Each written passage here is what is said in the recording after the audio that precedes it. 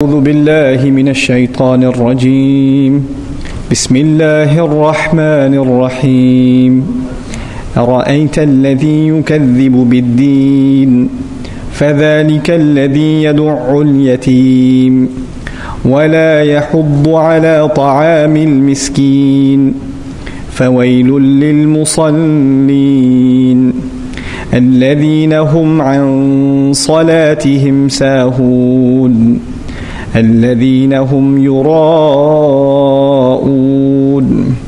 ويمنعون الماعون رب اشرح لي صدري ويسر لي أمري واحلل عقدة من لساني يفقه قولي والحمد لله رب العالمين والصلاة والسلام على سيد الأنبياء والمرسلين وعلى آله وصحبه ومن استنى بسنته إلى يوم الدين اللهم اجعلنا منهم ومن الذين آمنوا وعملوا الصالحات وتواصوا بالحق وتواصوا بالصبر آمين يا رب العالمين। আচ্ছা, আপনারা তেলাওয়াত যেমন শুনলেন, আমরা আজ আমাদের নতুন পাঠ সূরাতুল মাউন শুরু করতে যাচ্ছি, যে সূরাটিকে অন্য জায়গায় সূরাতুদ দ্বীনও বলা হয়। আলোচনা শুরু করার আগে আমি কিছু ভূমিকামূলক কথা বলতে চাই, যাতে আপনাদের আলোচনা বুঝতে সুবিধা হয়।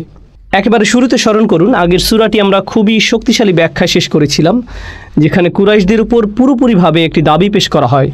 আল্লাহর কথাটি অবশ্যই আমাদের মনে আছে, ফালিয়াবুদু রাব্বা হাযাল বাইত, তাদের উচিত স্বেচ্ছায় দাসত্ব কবুল করা এবং এই ঘরের মালিকের ইবাদত করা। এই দাবিটি করা হয়েছিল কুরাইশদের প্রতি আগের সূরার শেষে। এখন এই সূরাতে কুরাইশদের কি করা উচিত সেটা বলা হচ্ছে না, বরং তারা কি করছে সেটা জানানো হচ্ছে। তাদের কি করা উচিত ছিল এবং তারা আসলে কি করছে। আল্লাহ আসলে আমাদেরকে জানাচ্ছেন ওই সময় কুরাইশদের অবস্থাটা ঠিক কেমন ছিল। সূরাতুল মাউন একটি শক্তিশালী তীক্ষ্ণ বাণীর, এমনকি আপনি এই সূরাটিকে তখনকার সামাজিক দুরবস্থার একটা চিত্রায়নও বলতে পারেন। আমরা জানি রাসূলুল্লাহ সাল্লাল্লাহু আলাইহি সাল্লাম ওই সময় ক্ষমতায় ছিলেন না, যদিও কেউ কেউ এটাকে মক্কি সূরা বলে থাকেন। মেজরিটি আলেমগণ বলেন যে এটি একটি মাদানী সূরা। আমরা সামনে দেখব আসলে কি কি অপিনিয়ন রয়েছে আলেমগণের এই বিষয়ে এবং তাদের বিভিন্ন মতগুলোর পেছনে কারণগুলো কি। যাই হোক, মেজরিটি অপিনিয়ন হচ্ছে যে এটি একটি মক্কি সূরা এবং আমরা জানি যে মক্কায় থাকা অবস্থায় রাসূলের কোনো ধরনের সোশ্যাল বা পলিটিক্যাল ক্ষমতা ছিল না। এই অবস্থায় রাসূলের দ্বারা কোনো ধরনের সমালোচনা কিংবা কটাক্ষ মন্তব্য করা, বিশেষ করে তাদের বিরুদ্ধে যারা মক্কার সর্বোচ্চ ক্ষমতায় রয়েছে, এমনই ক্ষমতায় যে তারা যা মন চায় তাই করতে পারে, যাদের বিরুদ্ধে মন চায় যে কোনো অবস্থায় ব্যবস্থা নিতে পারে, স্পেশালি তাদের প্রতি যাদের কোনো সাপোর্ট নেই। একটা সহজ উদাহরণ দেই, যাদের সমাজে তেমন কোনো সাপোর্ট নেই, বলা যায় সমাজের এতিম সদস্যরা, ক্ষমতা থাকলে আপনি তাদেরকে যা মনে চায় করতে পারেন, অপমান করতে পারেন, মারতে পারেন, কাটতে পারেন, ইত্যাদি ইত্যাদি। এবং যেহেতু তাদের কোনো গার্ডিয়ান নেই, ফ্যামিলি নেই, গোত্র নেই, পুলিশ, জাস্টিস, সরকার কিছুই নেই, তার কোনো প্রতিরোধ ব্যবস্থা নেই, সে এখানে একা। সমাজের এমন অবস্থাতেই আল্লাহ সুবহানাহু ওয়া তাআলা রাসূলের উপর এই শক্তিশালী সূরাটি অবতীর্ণ করেন। আগের সূরাটিতে আল্লাহ তাআলা তার নেয়ামতের বর্ণনা করেছিলেন সূরা কুরাইশে। সমাজের এমন অবস্থাতেই আল্লাহ সুবহানাহু ওয়া তাআলা রাসূলের উপর এই শক্তিশালী সূরাটি অবতীর্ণ করেন। আগের সূরাটিতে আল্লাহ তাআলা তার নেয়ামতের বর্ণনা করেছিলেন সূরা কুরাইশে, কোনো ধরনের সতর্কতামূলক কিছু সেখানে ছিল না। এখন এই সূরায় আমরা দেখব যে বর্ণনা ভঙ্গি সম্পূর্ণ বিপরীত হয়ে গেছে। সূরা কুরাইশ আল্লাহ বলেছিলেন যে তোমরা শান্তিতে সফর করতে পারো, গরমে শীতে, আমি তোমাদের খাদ্য দিয়েছি, আমি তোমাদেরকে নিরাপত্তা দিয়েছি। শুধু আল্লাহর নেয়ামতের বর্ণনা, কোনো সতর্কতামূলক কিছু নেই। এখন যখন আল্লাহর নেয়ামত জানার পরেও তাদের আচরণে কোনো পরিবর্তন হলো না, সাইকোলজির ভাষায় এটাকে বলা হয় পজিটিভ রিইনফোর্সমেন্ট। পজিটিভ রিইনফোর্সমেন্ট যখন কাজ হলো না, তখন নেগেটিভ রিইনফোর্সমেন্ট ছাড়া উপায় নেই। এই আচরণের পরিণতি কি হতে পারে? আল্লাহ তাআলা এখন তীক্ষ্ণ ভঙ্গিতে তাদের বুঝিয়ে দিচ্ছেন। আপাত দৃষ্টিতে যদি আপনি এই সূরাটির অনুবাদ পড়েন, আপনার কাছে মনে হতে পারে যে সূরাটিতে আসলে দুটো গ্রুপের কথা বলা হচ্ছে। সূরাটি আপনার কাছে দুই ভাগে বিভক্ত বলে মনে হবে। এটি খুবই সংক্ষিপ্ত একটি সূরা, মাত্র 7টি আয়াত। আরাআইতাল্লাযী ইউকাযযিবু বিদ্দীন ফাযালিকাল্লাযী ইয়াদউল ইয়াতীম ওয়া লা ইয়াহুদ্দু আলা তুআমিল মিসকিন। এটা হচ্ছে প্রথম ভাগ, 3টি আয়াত। সাধারণভাবে যদি অনুবাদ করা হয়, আপনি কি দেখেছেন তাকে যে বিচার দিবসকে মিথ্যা বলে? সে তো সেই ব্যক্তি যে এতিমকে গলা ধাক্কা দেয় আর মিসকিনকে খাদ্যদানে উৎসাহ দেয় না। আমি এখনই গভীর বিশ্লেষণে যাচ্ছি না, শুধুই সরল অনুবাদ নিয়ে আলোচনা করছি। তো এটা ছিল এক ধরনের মানুষদের নিয়ে আলোচনা। এখন এই সূরার দ্বিতীয় অংশের ভিন্ন মানুষদের নিয়ে আলোচনা চলছে। ফাওয়াইলুল লিল মুসাল্লিন আল্লাযীনা হুম আন সালাতিহিম সাহুন আল্লাযীনা হুম ইরাউন ওয়া ইয়ামনাউনাল মাউন। সাধারণ অনুবাদে, অতএব দুর্ভোগ সেই নামাজীদের জন্য যারা তাদের নামাজ আদায়ের ব্যাপারে অমনোযোগী, যারা লোক দেখানোর জন্য তা করে, আর প্রয়োজনীয় গৃহ সামগ্রী অন্যকে দেয় না। আপাত দৃষ্টিতে মনে হয় যে এখানে দুটা গ্রুপের কথা বলা হচ্ছে। যখন আমরা সূরাটি গভীরভাবে পর্যালোচনা করব তখন আমরা দেখব যে এটা আসলে একটি গ্রুপের কথা বলা হচ্ছে, একটি গ্রুপের কথা বলছে। এবং ইনশাআল্লাহ আমরা সূরাটির প্রথম ভাগ এবং দ্বিতীয় ভাগের ভিতরে একটা কানেকশন খোঁজার চেষ্টা করব। লক্ষ্য করে দেখুন, সূরাটির প্রথম ভাগে যার কথা বলা হচ্ছে পরিষ্কার যে সে বিশ্বাসী নয়, কিন্তু দ্বিতীয়ার্ধে যাদের কথা বলা হচ্ছে তারা নামাজ পড়ছেন। সেটা ঠিক যে তারা লোক দেখানো নামাজ পড়ছে বা নিজেকে জাহির করার সস্তা বানাচ্ছে, কিন্তু তারপরও অ্যাটলিস্ট তারা নামাজ পড়ছে। তাই মনে হয় যেন নিশ্চয়ই এখানে বিশ্বাসীদের কথা বলা হচ্ছে। খেয়াল করুন, আমি বলেছিলাম যে কোনো কোনো আলেম বলেন যে সূরাটি মাদানী সূরা, আবার কেউ কেউ বলেন যে সূরাটির দ্বিতীয় অংশ মাদানী, কারণ এখানে দেখা যাচ্ছে যে মানুষেরা নামাজ পড়ছে এবং লোক দেখানো কাজ করছে, অর্থাৎ মুনাফিকি। আর আমরা জানি যে মুনাফিকি মক্কার কোনো সমস্যা ছিল না, বরং এটা মদিনার সমস্যা ছিল। এই বিষয়টি বিবেচনা করে কেউ কেউ বলে থাকেন যে এটি একটি মাদানী সূরা, অর্থাৎ মনে হয় যেন সূরাটির প্রথম অর্ধ কাফেরদের সম্পর্কে বলছে এবং দ্বিতীয় অর্ধে মুনাফিক সম্পর্কে বলছে। যদিও আলেমদের এই মতটি একটি গ্রহণযোগ্য মত, এই বিষয়ে অধিক গ্রহণযোগ্য ও যৌক্তিক মত হচ্ছে যে এখানে সামগ্রিকভাবে সূরাটিতে কুরাইশদের সম্পর্কেই বলা হচ্ছে। আমরা যখন সামনে আরও গভীরভাবে বিষয়টি পর্যালোচনা করব তখন বিষয়টি আমাদের কাছে আরও স্পষ্ট হবে ইনশাআল্লাহ। এর আগে আমাদের আরও কিছু বিষয় বুঝতে হবে। কয়েকটি সূরা আগে রাসূলুল্লাহ সাল্লাল্লাহু আলাইহি সাল্লামকে সুন্দরভাবে একটি জিনিস বোঝানো হয়েছে। বিষয়টি নিয়ে কয়েক সপ্তাহ আগে আলোচনা হয়েছিল। আয়াতটি সূরা 3-এর। আল্লাহ সুবহানাহু ওয়া তাআলা কয়েকটি বিষয় বোঝানোর পর শক্তভাবে বললেন, ফামা ইউকাযযিবুকা বা'দু বিদ্দীন। এত যৌক্তিকভাবে বোঝানোর পরেও আর কি বাকি থাকে যে কেউ দিনের ব্যাপারে তোমার বিরুদ্ধে মিথ্যা বলবে? আল্লাহ তাআলা বোঝাতে চাচ্ছেন এই সূরার আর্গুমেন্ট এত শক্তিশালী যে আর কারো দিনের ব্যাপারে তোমার বিরুদ্ধে মিথ্যা বলার কোনো কিছু বাকি থাকে না। বিষয়টি নিয়ে আমরা সূরা 3-এ বিস্তারিত আলোচনা করেছি, কিন্তু মানুষ যখন নীতিতে একেবারে তলানিতে গিয়ে পৌঁছায় তখন সবচেয়ে পাওয়ারফুল আর্গুমেন্টেও তার তেমন কাজ হয় না, অন্তরে প্রভাব ফেলে না। তাই এখন এই সূরা শুরু হচ্ছে এই কথা বলে যে আরাআইতাল্লাযী ইউকাযযিবু বিদ্দীন। সেখানে আল্লাহ বলেছিলেন ফামা ইউকাযযিবুকা বা'দু বিদ্দীন। এখানে আল্লাহ বলছেন আরাআইতাল্লাযী ইউকাযযিবু বিদ্দীন। দুইটি আয়াতের ভাষা খুবই কাছাকাছি। প্রথমটিতে বলেছিলেন আর কি অজুহাত বাকি থাকে যে তারা দিনের ব্যাপারে মিথ্যা বলবে। পরেরটিতে আল্লাহ সেই একই রাসূলের প্রতি বলছেন। আর হ্যাঁ, প্রথম আয়াতটিতে আল্লাহ তাআলা রাসূলের প্রতিই বলেছিলেন ফামা ইউকাযযিবু কা। এখানে কা দ্বারা রাসূলুল্লাহ সাল্লাল্লাহু আলাইহি সাল্লামকে বোঝানো হচ্ছে। এই সূরাতে প্রথম আয়াত আরাআই তা, এখানে তা দ্বারা একইভাবে রাসূলুল্লাহকে বোঝানো হচ্ছে। তুমি কি দেখেছো সেই ব্যক্তিকে? মানে হে নবী, তুমি কি সেই ব্যক্তিকে চেনো যে দিনের ব্যাপারে মিথ্যা বলে? এত চমৎকার সব যুক্তি দ্বারা বোঝানোর পরও অকৃতজ্ঞতার কত উচ্চ লেভেলে সেই ব্যক্তি পৌঁছেছে। এত কিছুর পরেও সে দিনের ব্যাপারে মিথ্যা বলছে। কত নিচু মন মানসিকতার পতন ঘটেছে তার। আল্লাহ এই সূরাতে প্রকাশ করবেন এই ব্যক্তি কিভাবে নিম্ন থেকে নিম্নতর মানসিকতার এই পর্যায়ে পৌঁছেছে। সূরা 3-এ আল্লাহ শুধু সতর্ক করেছিলেন সুম্মা রাদাদনাহু আসফালা সাফিলিন। মনে আছে নিশ্চয়ই আপনাদের, নিচ থেকে নিচতর। এখন এই সূরাতে আল্লাহ উদাহরণ দিয়ে দেখিয়ে দিবেন। আগের সূরাটিতে বিষয়টা ছিল ব্যাপক, সেখানে সমগ্র মানব জাতি সম্পর্কে বলা হয়েছে লাকাদ খলাকনাল ইনসানা, মানে সমগ্র মানব জাতি। কিন্তু এই সূরা আসছে শুধু কুরাইশদের নিয়ে এবং রাসূলকে জিজ্ঞেস করা হচ্ছে তুমি কি দেখেছিলে? এখন রাসূল দেখেছেন কি? তিনি নিশ্চয়ই সমগ্র মানব জাতি দেখেননি, তিনি দেখেছেন শুধু কুরাইশদের। অর্থাৎ এখন আঙুল তাক করা হয়েছে কুরাইশদের দিকে। জেনারেল ওয়ার্নিং থেকে পরিবর্তিত হয়ে বিষয়টি খুবই সীমিত আকারে, নির্দিষ্টভাবে এবং সরাসরি এই অপরাধীদের প্রতি ইঙ্গিত করা হচ্ছে। আরও নির্দিষ্টভাবে বললে কুরাইশ লিডারদের প্রতি ইঙ্গিত করা হচ্ছে। সেটা আমরা শীঘ্রই দেখতে পাবো ইনশাআল্লাহ। তো আরাআইতা প্রথম শব্দগুলো, এটা একটা অলংকারিক প্রশ্ন, তুমি কি দেখেছিলে? এতক্ষণ আমরা দুই ধরনের প্রশ্ন পেয়েছি যা আল্লাহ তাআলা তার বার্তাবাহককে করেছিলেন সাল্লাল্লাহু আলাইহি সাল্লাম। আল্লাহ বলেন আলাম তারা, তুমি কি দেখো নাই? এটা সূরাতুল ফিলে ছিল। আল্লাহ বলেন আলাম তারা কাইফা ফাআলা রাব্বুকা বিআসহাবিল ফিল, আলাম তারা কাইফা ফাআলা রাব্বুকা বিআদ। অর্থাৎ এই আলাম তারা হচ্ছে তুমি কি দেখোনি, আর এখন আরাআইতা তুমি কি দেখেছিলে। তাহলে দুইটা শব্দের মধ্যে পার্থক্যটা কি? আচ্ছা, প্রথমটা আলাম তারা, যেমনটি আমরা বুঝেছিলাম সূরাতুল ফিলের আলোচনায় এবং অন্যান্য জায়গায়, এটা আসলে সেই অবস্থাটা বোঝায় যখন রাসূল সাল্লাল্লাহু আলাইহি সাল্লাম পরাভূত হয়ে পড়েন অথবা চাপগ্রস্ত হন অথবা একের পর এক ওহীর ভারে নুয়ে পড়ার অবস্থা। তিনি দাওয়াত দিয়েই যাচ্ছেন অথচ ফল পাচ্ছেন না, এবং তিনি দেখেন যে সকল ক্ষমতা বিরোধীদের হাতে, আর ওনার হাতে কিছুই নেই। ঠিক এরকম সময়ে আল্লাহ স্মরণ করিয়ে দেন, তোমার কি আগের সেই ঘটনাগুলো জানা নেই যেগুলোর পরিণতি ঘটেছিল আমার হাতে এবং কিভাবে আমার সাহায্য পৌঁছায়? তুমি কি দেখো নাই? এই যে তুমি কি দেখো নাই, এটা সে সকল ক্ষেত্রেই ব্যবহার করা হয় যখন রাসূলুল্লাহ ভোগান্তির মধ্যে থাকেন সাল্লাল্লাহু আলাইহি সাল্লাম। কিন্তু এখন এক্ষেত্রে আল্লাহ তাআলা রাসূলের কঠিন অবস্থা নয়, বরং শক্ত অবস্থান দেখাচ্ছেন, তাদের দিকে ইশারা করছেন যাদেরকে নিচু দৃষ্টিতে দেখা উচিত, কুরাইশদের ছোট করে দেখতে বলছেন। অর্থাৎ দুর্বল বা পরাভূত অবস্থা থেকে আল্লাহ তাআলা এখন রাসূলকে শক্তিশালী অবস্থানে নিয়ে আসছেন সুবহানাহু ওয়া তাআলা। আলোচনা আরও অগ্রসর হলে আমরা বিষয়টি আরও ভালোভাবে বুঝবো ইনশাআল্লাহ। আরেকটা বিষয় যেটা খুবই গুরুত্বপূর্ণ আমাদের জন্য, সেটা হলো আল্লাহর দয়া। শাইখ মুতাওয়াল্লি আশ-শাওরি রাহিমাহুল্লাহ তার ক্লাসে এই সূরার উপর আলোচনা করতে গিয়ে দারুণ একটা মন্তব্য করেছেন। তিনি বলেন, একজন শিক্ষক প্রায়ই এমন প্রশ্ন করেন যেটা তিনি জানেন যে তার ছাত্ররা এই প্রশ্নের উত্তর ভালোভাবেই দিতে পারবে।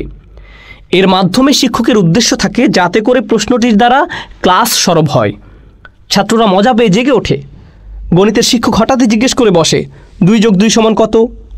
টিচার অবশ্যই জানেন যে ছাত্ররা এটা সহজেই বলে দিবে, তারপরেও তিনি প্রশ্নটা করেন যাতে তারা অন্যমনস্ক না হয়, তাদের মনকে ক্লাসে উপস্থিত রাখার জন্য, চিন্তাভাবনা সচল রাখার জন্য শুধু তারা এই প্রশ্নটি করা। এটা যে কোনো উত্তম শিক্ষকের স্টাইল বলা যায়, এ ধরনের অলংকারিক প্রশ্ন করা। টিচিং প্রফেশনে এরকম উদাহরণ সবসময় দেখা যায়। আল্লাহ তাআলা এখানে শিক্ষকের ভূমিকায় আছেন, আর তিনি তার শ্রোতাদের সাথে ঠিক এই কাজটাই করছেন।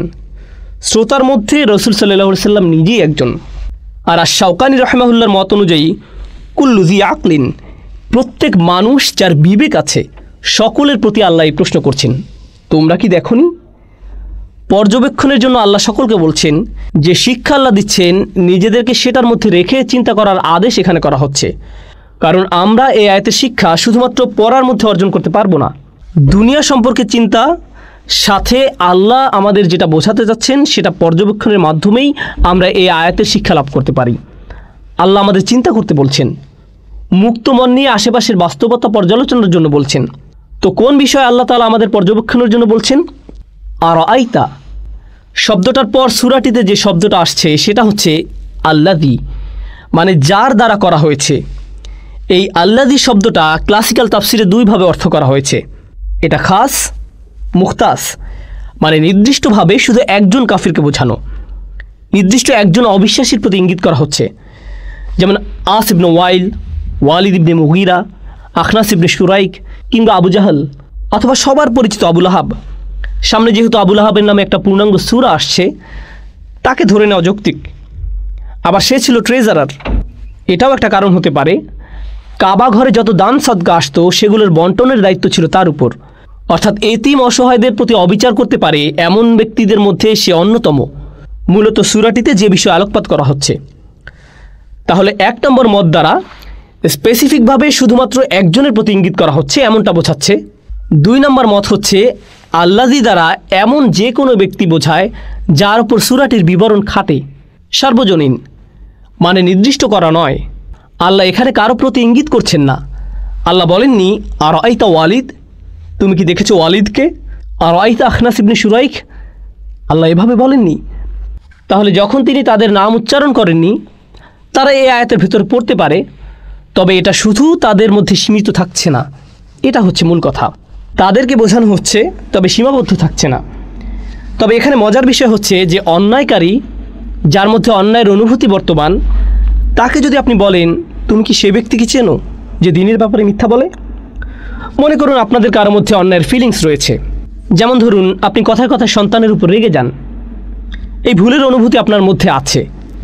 এখন আমি সবার সামনে বললাম, জানেন কিছু মানুষ তাদের সন্তানদের সাথে খুবই বাজে ব্যবহার করে, তো আপনি সাথে সাথে চিন্তা শুরু করবেন তাকে কে বলল, অথবা আমাকে বলে উঠবেন আপনি আমার দিকে তাকিয়েও কেন বলছেন, অথচ আমি আপনার দিকে তাকিয়ে বলছি না।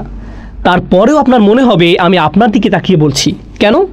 কারণ আপনার মধ্যে আপনার কৃত অন্যায়ের অনুভূতিটা বিদ্যমান আছে, আর আপনি নিজেই সেটা প্রকাশ করে দিচ্ছেন। হ্যাঁ, নিজেই সেটা প্রকাশ করে দিচ্ছেন। তো এই আল্লাযী শব্দের ব্যবহার দ্বারা অনেকটা এরকম অন্যায়কারীদের প্রতি ইঙ্গিত করা হচ্ছে, যাতে তারা ওভাবে ভাবে যে আমার কথা বলা হচ্ছে নাকি, আমার সম্পর্কে তাদেরকে কে জানালো। তাদের এত বড় সাহস কিভাবে হলো? মানে আল্লাযী শব্দটা তাদের এভাবে চিন্তা করতে বাধ্য করছে। তারা ভাবছে রাসূলুল্লাহ তাদের বিরুদ্ধে সরাসরি কথা বলছেন, হয়তোবা প্রকাশ্যে নয়, কিন্তু অন্তত পক্ষে ততটুকু প্রকাশ্যে যতটুকু বললে তাদের সম্মানে লাগে। আর তারা চিন্তায় পড়ে যায়। মানুষজন হয়তো ভাববে যে এই সূরাটিতে আমাকেই তিরস্কার করা হয়েছে। তো আসলে এই সূরাটির তেলাওয়াতের মাধ্যমে সমাজে রীতিমতো একটা সংঘাতের আবির্ভাব ঘটেছে। আমাদের বুঝতে হবে যে কোরআন যখন নাজিল হয় তখন সেটি পাঠশালার দার্সের আকারে হয়নি। যখন কোরআনের প্রতিটা আয়াতের আবির্ভাব ঘটে এবং রাসূলুল্লাহ সাল্লাল্লাহু আলাইহি সাল্লাম তেলাওয়াত করেন, আয়াতগুলো সোসাইটিতে কাফেরদের জন্য হাজারো সমস্যার সৃষ্টি করে। তাদের জন্য রীতিমতো আকাশ থেকে পড়া বজ্রপাতের মতো হয়। এক একটা আয়াত তাদের প্রতি এক একটা আক্রমণের মতো, এক একটা ধাক্কা। এতে তাদের জারিজুরি সব ফাঁস হয়ে যায়। তাদের অনুভূতি হয় এমন যেন আয়াতগুলোর দ্বারা তাদের ফাউন্ডেশন চুরমার করে দেওয়া হচ্ছে। সামগ্রিকভাবে এই সূরার চিত্র যা আমাদের সামনে আছে অনেকটা এরকমেরই। সুবহানাল্লাহ। এরপর আসছে আল্লাযী ইউকাযযিব। আমাদের এই দুইটি লাইনের মধ্যে পার্থক্য বুঝতে হবে। আল্লাযী ইউকাযযিবু বিদ্দীন আর আল্লাযী ইয়াকফুরু বিদ্দীন। যে দিনের ব্যাপারে মিথ্যা বলে, মানে যদি এটা সাধারণভাবে অনুবাদ করা হয় যে দিনের ব্যাপারে মিথ্যা বলে বনাম যে দিনকে অস্বীকার করে। কুফুর অর্থাৎ পরেরটা হচ্ছে সরাসরি অস্বীকার, বাতিল ঘোষণা করা। বুঝতে হবে যে কুফুর আর তাকযীবের মধ্যে পার্থক্য কী। তাকযীব, প্রথম শব্দটা হচ্ছে তাকযীব, কাযযাবা ইউকাযযিবু তাকযীব। দুটো শব্দের মধ্যে পার্থক্য কী? কুফর হচ্ছে সরাসরি অস্বীকার ও প্রত্যাখ্যান করে দেয়া। এখন তাকযীব মানে কারো বিরুদ্ধে মিথ্যা বলা। আরবিতে একটি ইন্টারেস্টিং শব্দ। আপনি যখন কারো নামে মিথ্যা বলছেন মানে তাকে শত্রু বানিয়ে নিচ্ছেন। সাথে আরও কিছু বিষয় আছে। আপনি তাকে মিথ্যাবাদী বলছেন মানে যে তাকযীব করছে সে দিনকে মিথ্যা বলছে, রাসূলুল্লাহকে মিথ্যাবাদী বলছে। অর্থাৎ ইউকাযযিবু বিআয়াতিল্লাহ, ইউকাযযিবু বিরাসূলিল্লাহ সাল্লাল্লাহু আলাইহি সাল্লাম। সাথে এটা এমনটা বোঝাচ্ছে যে আপনি জানেন এটা সত্য, কিন্তু তারপরেও জেনে শুনে এটাকে মিথ্যা বলে দিচ্ছেন। একজন কাফির শুধুই অস্বীকার করছে, সে এটাকে সত্য মানেইনি, এটা সত্যতা সে বোঝেইনি, জাস্ট বাতিল করে দিয়েছে প্রথমেই। যাই হোক, কিন্তু ইউকাযযিবু মানে সে ব্যক্তি জেনেছে এটা সত্য, তারপরেও সিদ্ধান্ত নিয়েছে এটাকে মিথ্যা সাব্যস্ত করার। মানে সে নিজেই প্রকৃত অর্থে একজন মিথ্যাবাদী যখন সেই কাজটি করছে। একজনকে মিথ্যাবাদী হওয়ার জন্য আমরা জানি এতটুকু যথেষ্ট যে তার ভেতরে যা আছে মুখ দিয়ে তা থেকে ভিন্ন কিছু প্রকাশ হওয়া, যেটাকে মিথ্যাবাদী বলে। তো তার ভিতরে যা আছে তা হচ্ছে যে এই বাণী সত্য, কিন্তু সে চাচ্ছে এই বাণীর বিরুদ্ধে শত্রুতা পোষণ করতে। তো সে জেনে বুঝে দিনের বিরুদ্ধে মিথ্যা বলছে, যদিও তার বিবেক বলছে এই দিন সত্য। সে তার বিবেককে নিজের হাতে একেবারে শ্বাসরোধ করে হত্যা করেছে। তারপর যেটা সে জানে যে চিরন্তন সত্য সেটাকে মিথ্যা প্রমাণ করছে। সুবহানাল্লাহ। এই হচ্ছে আল্লাযী ইউকাযযিবু শব্দদ্বয়ের সহজ ব্যাখ্যা। সহজে বললে আল্লাহ এখানে শুধুমাত্র একজন প্রত্যাখ্যানকারী যে বলে আমি মুহাম্মদকে বিশ্বাস করি না তার কথা বলছেন না, বরং আল্লাহ তাআলা এখানে একজন কাফিরের সাইকোলজিক্যাল অবস্থা বর্ণনা করছেন এবং তাকে জানান দিচ্ছেন যে আমি জানি তোমার ভিতরে কি চলছে, আমি জানি যে তুমি ইতোমধ্যে এই সত্য স্বীকার করে নিয়েছো, এবং আমি এও জানি যে এটা শুধু তোমার অহমিকা, তোমার অধ্যত্ত স্বভাব আর পাপের প্রতি আসক্তি যা তোমাকে এই সত্য দিন স্বীকার করে নিতে বাধা দিচ্ছে। তাই আমি তোমাকে আল্লাযী ইয়াকফুরু বিদ্দীন না বলে বলবো আল্লাযী ইউকাযযিবু বিদ্দীন। সুবহানাল্লাহ। খুবই তীক্ষ্ণ শব্দের ব্যবহার যেটা এখানে করা হচ্ছে। আরেকটা লক্ষণীয় বিষয় হচ্ছে এখানে আল্লাযী কাযযাবা বলা হয়নি। দেখুন, আরাআইতা ছিল অতীতকালে, তুমি কি দেখেছিলে? তার মানে রাসূলুল্লাহ ইতিমধ্যেই দেখেছেন। আল্লাহ বলছেন না আতারা, তুমি কি দেখেছো? এভাবে বললে হতো বর্তমানকাল, তাদেরকে এখন গিয়ে দেখো। কিন্তু রাসূলুল্লাহ তাদেরকে আগের থেকেই দেখেছেন। যখন বলা হয় ইউকাযযিবু, এটা মুদারে ফর্ম, মানে বর্তমানকাল ব্যবহার করা হচ্ছে। ইয়াদুল্লু আলাল ইস্তিমরার, এর দ্বারা বর্তমান ঘটনা বোঝাচ্ছে। অর্থাৎ তারা দিনের বিরুদ্ধে মিথ্যাচার করে প্রতিদিন। অসংখ্য সুযোগ আসে তাদের সামনে যাতে তারা সত্যকে গ্রহণ করে নেয়, কিন্তু তারা সেসবের প্রত্যেকটিকে প্রত্যাখ্যান করে। কাযযাবা যদি বলা হতো এর অর্থ দাঁড়াতো সে দিনের বিরুদ্ধে মিথ্যা বলছে একবার। ইউকাযযিবু মানে সে মিথ্যা বলে বারবার। সে অনেক নিদর্শন যাচাই করে, মনে মনে তার সত্যতা সম্পর্কে আরও আশ্বস্ত হয়, কিন্তু বাহিরে সে এটার আরও বিরুদ্ধে আসে এবং একের পর এক তাকযীব আর তাকযীব আবার তাকযীব করতে থাকে। ইউকাযযিবু শব্দ দ্বারা এটাই বোঝাচ্ছে। এখন আমরা যাচ্ছি দিন শব্দটাতে। এর আগে জুজ আম্মার অন্য সূরাগুলোর ব্যাখ্যায় দিন শব্দটা নিয়ে আমরা আলোচনা করেছি।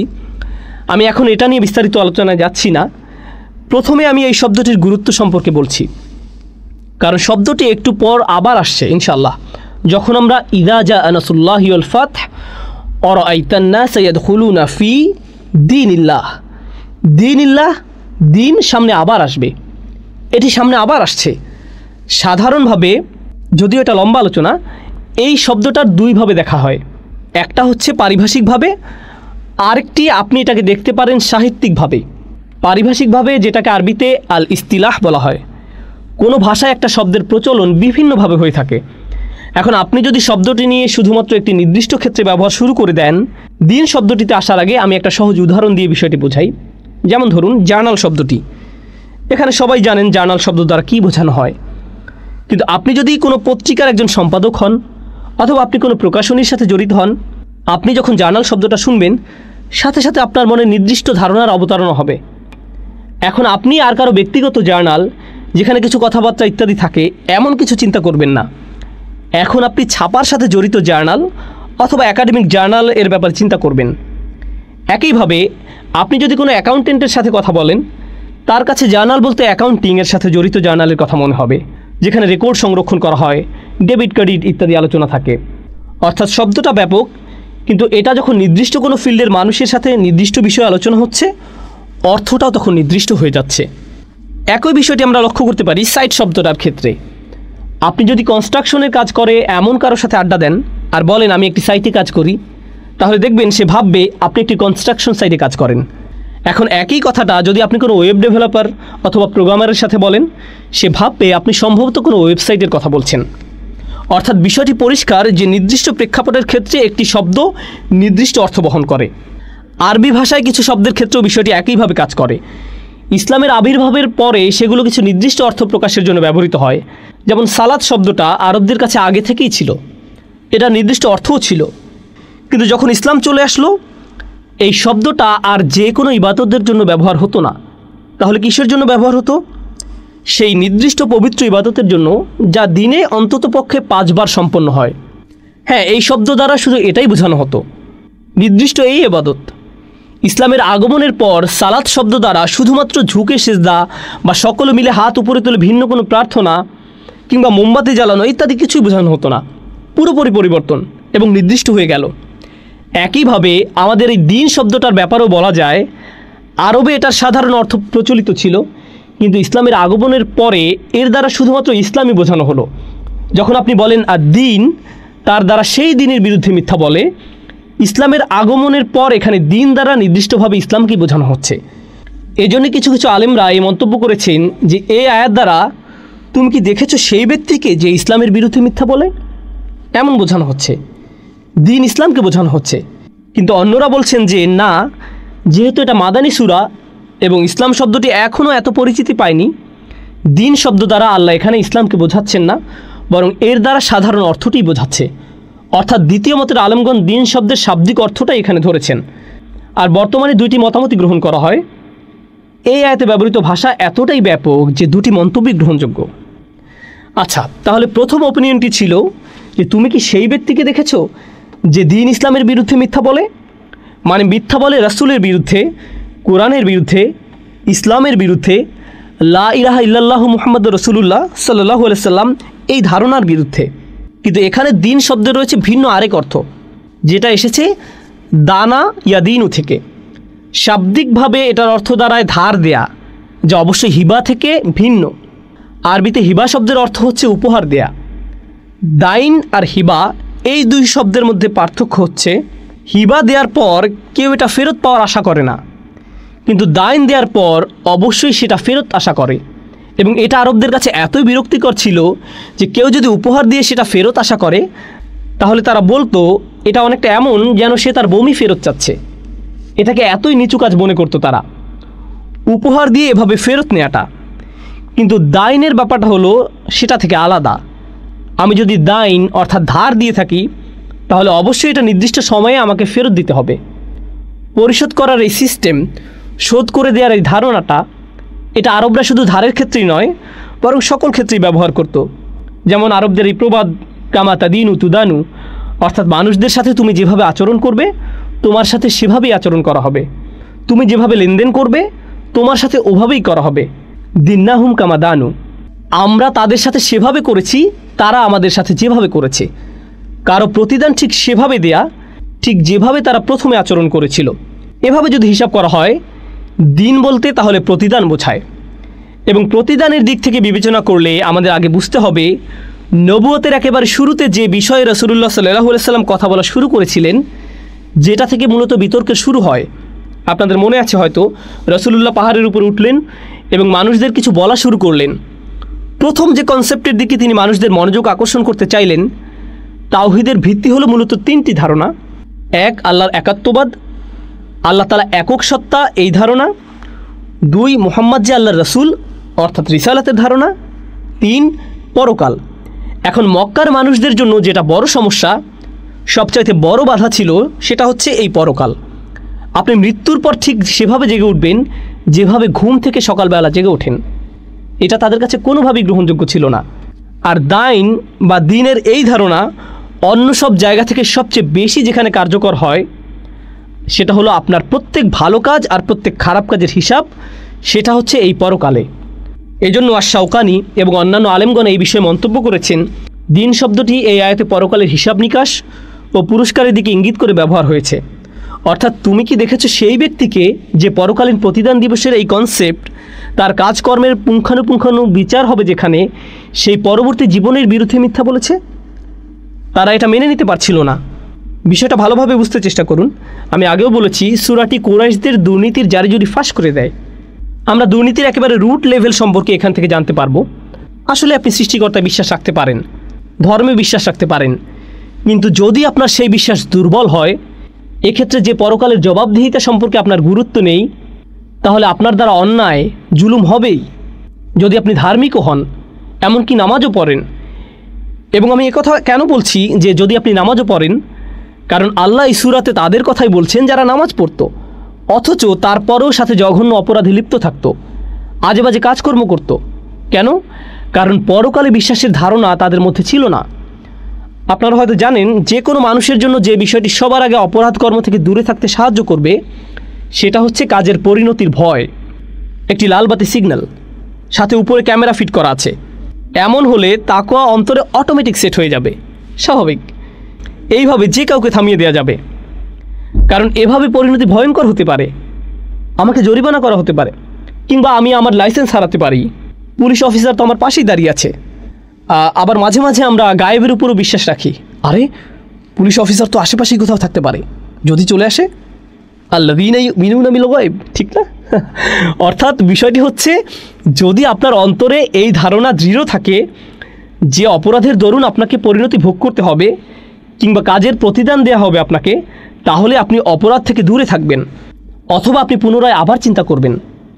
তাই আল্লাহ তাআলা সূরাটি শুরু করেছেন, তুমি কি দেখেছো সেই ব্যক্তিকে যে প্রতিদান দিবসের এই ধারণার বিরুদ্ধে মিথ্যা বলে? আবারও চলুন আমরা দুটি বিষয় একত্র করে নেই। সে এটার বিরুদ্ধে মিথ্যা বলছে, মানে তার মনের কোনো এক কোণায় অবশ্যই এই ধারণা মজুদ আছে যে হয়তো আমাকে কাজের ফলাফল ভোগ করতে হবে, কিন্তু সে মনের এই চিন্তাকে উড়িয়ে দেয় এবং এটা নিয়ে হাসি ঠাট্টা করে। আচ্ছা, তোমরা তাহলে জাহান্নামকে ভয় করছো? ওখানে তো অনেক গরম না? জান্নাতে গেলে কি পাবে তোমরা? এরপর জান্নাত নিয়েও তারা ঠাট্টা করে। কিন্তু তাদের মনের কোথাও না কোথাও এই প্রশ্ন ঘুরে ফিরে আসেই, হয়তো মৃত্যুর পরেও কোনো জীবন আছে যেখানে জবাবদিহি করতে হবে। কিন্তু হঠাৎ জেগে ওঠা মনের এই চিন্তাকে তারা মনের মধ্যেই কবর দিয়ে দেয়, এটা সম্পর্কে মিথ্যা বলে এবং নিজেদের নিত্যদিনের জীবনযাপন নিয়ে এগিয়ে যেতে থাকে, কারণ তাদের কাছে এসব নীতিচিন্তার কোনো পাত্তা নেই। আর হ্যাঁ, এই সূরাটি সেই সমস্ত লোকদের নিয়ে আলোচনা করছে যারা বেপরোয়া, কোনো কিছুতেই যাদের কোনো কিছু যায় আসে না। সামনে আমরা বিষয়টি আরও ভালোভাবে বুঝবো ইনশাল্লাহ। অফি কালামি হাতফুন অল মানা, আর এই বর্ণনার বাচনভঙ্গির দ্বারা যা বোঝা যায়, এই বর্ণনা ভঙ্গির পেছনে আছে বিশেষ উদ্দেশ্য। মাঝে মাঝে আল্লাহ অনেক ছোট বাক্য বলেন, কিন্তু লাইনগুলোর ফাঁকে ফাঁকে আরও বেশ কিছু বক্তব্য থাকে। আরবিতে এটাকে হাতফ বলে, অর্থাৎ বিশেষ কোনো কাজ, মিশন। তো আমরা এটাকে ব্যাখ্যা করব এবং আলেমদের বিভিন্ন মত দ্বারা আল্লাহ কী বোঝাতে চাচ্ছেন তা ক্লিয়ার করবো ইনশাআল্লাহ। আর আইতাল্লাযী ইউকাযযিবু বিদ্দীন, তুমি কি দেখেছো সেই ব্যক্তিকে যে শেষ বিচারে এই কনসেপ্টকে মিথ্যা বলে? সে কি সঠিক নাকি ভুল? সে কি সত্য পথে আছে নাকি মিথ্যায়? তুমি কি ভেবে দেখেছো তার অবস্থাটা? এটা হচ্ছে পরিপূর্ণ অর্থ উপরের আয়াতে যা বোঝানো হচ্ছে। ওয়ালিদ ইবনে মুগিরা, আস ইবনে ওয়াইল, আখনাস ইবনে শুরাইক, আবু জাহল, আবুল আহাব ইত্যাদি মানুষরা এই আয়াতের গণ্ডির ভেতরে পড়ছে। এবং সাধারণ অর্থে বর্তমানেরও অসংখ্য মানুষ যাদের এমন মেন্টালিটি আছে এবং দেখা দ্বারা এখানে যা বোঝানো হচ্ছে একভাবে বুঝলে এটার অর্থ দ্বারায় আক্ষরিকভাবেই দেখা বা চর্মচক্ষু দ্বারা দেখা। অর্থাৎ রাসূলকে সাধারণভাবে জিজ্ঞেস করা হচ্ছে, তোমার চোখ কি ওই লোকদের কর্মকাণ্ড পড়েনি? তোমার চোখে কি ওই সমস্ত লোকদের কর্মকাণ্ড পড়েনি? অর্থাৎ সরাসরি দর্শনের কথা বলা হচ্ছে, কিন্তু অন্য মত থেকে জানা যায় এই দেখা দ্বারা চিন্তা ভাবনার কথা বোঝানো হচ্ছে। তুমি কি এই লোকদের পরকালকে মিথ্যা বলার দাবিটি চিন্তা করে দেখেছো? একটা হচ্ছে আক্ষরিক অর্থে দেখা, আরেকটা হচ্ছে অলংকারিক অর্থে দেখা। যেমন আগে উদাহরণ দিয়েছি, আমি যদি বলি আমি দেখেছি আপনাকে, মানে বোঝায় আসলেই আপনাকে দর্শন করেছি। কিন্তু কোনো ঘটনা বর্ণনা করার পর যদি বলি ও আই সি, মানে এখানে দেখা দ্বারা বোঝাচ্ছে যে আমি বুঝলাম। এই দেখা চোখের দেখা না, বরং মনের দেখা, অর্থাৎ অলংকারিক দেখা। তুমি কি বুঝতে পারছো সেই ব্যক্তিকে যে প্রতিদান দিবসের ধারণাটির বিরুদ্ধে মিথ্যা বলে? এরপর আসুন দ্বিতীয় বিষয়টি, আর আইতা, তুমি কি দেখেছো? তুমি কি চিনতে পেরেছো সেই ব্যক্তিকে যে পরকালীন বিচার হওয়ার এই ধারণার বিরুদ্ধে মিথ্যা বলে? সে কেমন মানুষ? তুমি কিভাবে এমন মানুষকে চিনবে? কিভাবে বুঝবে যে এই ব্যক্তি পরকালে তাকে যে কাঠগড়ায় দাঁড়াতে হবে সেটা মানেই না? প্রশ্নটা এখানে করা হয়েছে। সাধারণত এই ধরনের প্রশ্ন হয় এমন যেটা শুনে আপনার মনে হবে যে এটার উত্তর তো আমি আগে থেকেই জানি, কিন্তু এই সূরাটিতে আল্লাহ তাআলা এখানে উত্তর দিয়ে দিচ্ছেন। তিনি বলছেন, আমি তোমাকে বলে দিচ্ছি কিভাবে তুমি বুঝবে যে অমুক ব্যক্তির পরকালের উপর কোনো বিশ্বাস নেই। ফাযালিকাল্লাযী ইয়াদউল ইয়াতীম। ফা শব্দটি এখানে অনেক গুরুত্বপূর্ণ। ফা অর্থাৎ তারপর। আমরা এই শব্দটায় কিছুটা সময় ব্যয় করব ইনশাল্লাহ, যখন এই আয়াতটি নিয়ে বিস্তারিত আলোচনা করব। আপাতত আগের আয়াতটি আলোচনা শেষ করা যাক। একটা মত হচ্ছে যে আরাইতা দ্বারা শুধুমাত্র রাসূলুল্লাহ সাল্লাল্লাহু আলাইহি ওয়াসাল্লামকে বোঝানো হচ্ছে না, বরং যে কোনো ব্যক্তি যার নিজের জন্য সুস্থভাবে চিন্তা করার সামর্থ্য রয়েছে, তুমি কি চিন্তা করে দেখেছো দ্বারা সেই ব্যক্তির দিকে ইঙ্গিত করা হচ্ছে যার চিন্তা করার সামর্থ্য রয়েছে। হাযাল্লাযী ইউকাযযিবু বিদ্দীন বা'দা যুহুরি দালাইলিহি। তুমি কি দেখেছো সেই ব্যক্তিকে যাকে সমস্ত দলিল প্রমাণ দেখানোর পরেও সেই দিনের বিরুদ্ধে মিথ্যা বলে? আমরা ইতিমধ্যে সূরা 3 এবং সকল দলিল প্রমাণাদির প্রদর্শন নিয়ে আলোচনা করেছি। আল্লাহ বলছেন, এখন তুমি আর কিভাবে অস্বীকার করবে? ফামা ইউকাযযিবুকা বা'দু বিদ্দীন। কিন্তু তারপরেও আর আইতাল্লাযী ইউকাযযিবু বিদ্দীন, এত কিছুর পরেও, এত পরিষ্কারভাবে বুঝিয়ে দেওয়ার পরেও সে দিনের বিপক্ষে মিথ্যা বলছে। এর পরেও সে কীভাবে এমন করতে পারে? তারপর আরেকটি বিষয়ে, যদিও এটা আমি স্কিপ করে যাব, এটা নিয়ে আগে বলেছি, নির্দিষ্টভাবে একজনকে ইঙ্গিত করা আর সকলকে বোঝানোর বিষয়টা। কিন্তু একটু বলতে হয়, ইমাম রাজির একটা চমৎকার মন্তব্য যেটা আসলে খুবই উদ্দীপ্তকর। আল্লাহ নিশ্চিত করেছেন যে পরকালকে অস্বীকার করাই হচ্ছে সকল প্রকার অবিশ্বাস আর বিদ্রোহের পিছনের মূল কারণ, মৌলিক, একেবারে গোড়ায় যে বিষয়টি মানুষদের ধর্ম থেকে দূরে রাখে। নবী রাসূলদের কাছে ওহী পাঠানো হয়, এটা বিশ্বাস করা অতটা কঠিন নয়, কেননা এটা মানুষের বিবেককে নাড়া দেয়। সৃষ্টিকর্তা এক, এই ধারণা বুঝে নেয়া এটাও কোনোভাবেই কঠিন নয়। মূলত পরকালে আমাকে জবাবদিহি করতে হবে আমার কাজকর্মের জন্য, এই কনসেপ্টটিতেই মূল সমস্যা মানুষের। কারণ এর মানে আমাকে আমার জীবনযাপন পদ্ধতি পরিবর্তন করতে হবে, কিন্তু মানুষজন এটা করতে চায় না। বাল ইউরিদুল ইনসানু লিয়াফজুরা আমামাহ। মানুষ চায় তার সামনে থাকা নিয়মকানুন ডিঙিয়ে যেতে, পাপের পথে অগ্রসর হয়ে নিয়ম শৃঙ্খলার তোয়াক্কা না করে একেবারে সেগুলোর বিরুদ্ধে বিদ্রোহ চালিয়ে দিতে। শৃঙ্খলা বিধির কোনো পাত্তা নেই তার কাছে, এবং এটাই হচ্ছে সেই মূল কারণ যেটার কারণে দিন ধর্ম সে মানতে রাজি নয়। এই বাস্তবতা খুবই কঠিন, তার জন্য মেনে নেওয়া খুবই দুরূহ। জানেন নিশ্চয়ই, যখন বাস্তবতা খুব কঠিন হয় মানুষ চায় সেটা থেকে পালাতে। অনেকেই এরকম করে থাকে, আমরা তাদেরকে এক কথায় কাপুরুষ বলে থাকি। আসলেই আপনি চাকরির জন্য আবেদন করলেন, হলো না, দু একবার চেষ্টা করার পর আপনি হাল ছেড়ে দিয়ে বাস্তবতার পাশ কাটিয়ে এখন ঘরে বসে ভিডিও গেম খেলছেন। এই যে এই ধরনের বাস্তবতা থেকে পালিয়ে বেড়ানো টাইপের চিন্তা ভাবনা, এটাই হচ্ছে সেই সব মানুষ যার কথা বলা হচ্ছে। বাস্তবতা হচ্ছে তাকে তার কৃতকর্মের ফল ভোগ করতে হবে, কিন্তু এসবে তার একদমই মাথা ব্যথা নেই।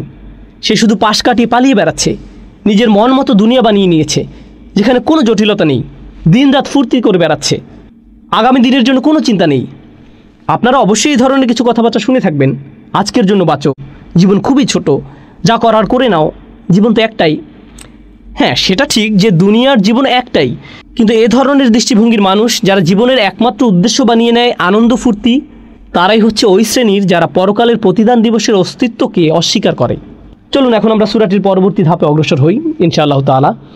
আমরা ইতিমধ্যে দিন শব্দটার বিভিন্ন দিক নিয়ে আলোচনা করেছি, দিন ও হিবার পার্থক্য দেখেছি, ওগুলো নিয়ে কথা বলেছি, ওগুলো নিয়ে আর বলছি না।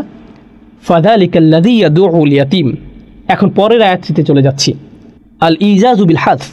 এই আয়াতের মধ্যে কিছুটা রূপক বর্ণনা আছে। আপনি যদি আসলেই জানতে চান দিনের বিরুদ্ধে আসলে কে মিথ্যা বলে, জেনে নিন এ হচ্ছে সে যে ইয়াতিমদের গলা ধাক্কা দেয়।